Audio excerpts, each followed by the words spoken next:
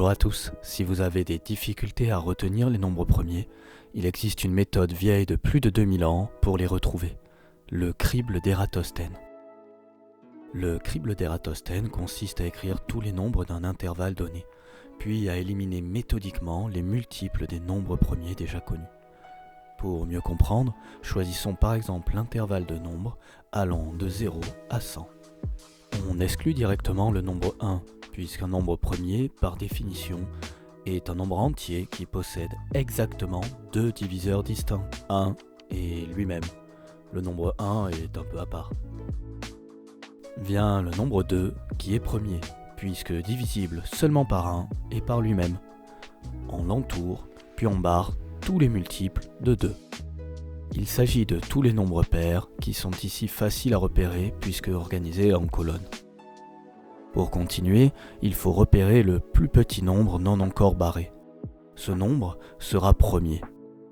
Ici, il s'agit du nombre 3. Entourons-le et barrons tous ses multiples. Certains ont déjà été éliminés par l'étape précédente. C'est le cas par exemple de 6 qui est égal à 2 fois 3, ou encore de 12 qui est égal à 2 fois 6. Et on recommence la procédure.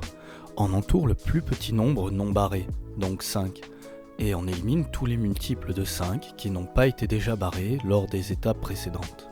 Même chose avec 7.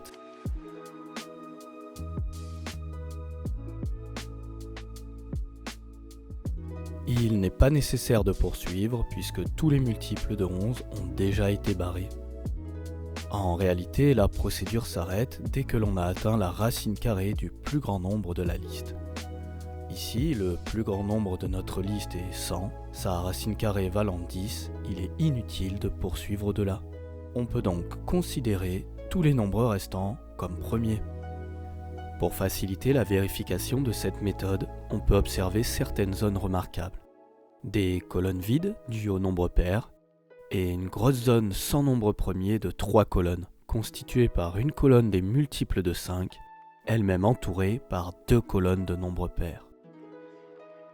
On retrouve cette organisation à plus grande échelle, par exemple avec une liste de 2500 nombres.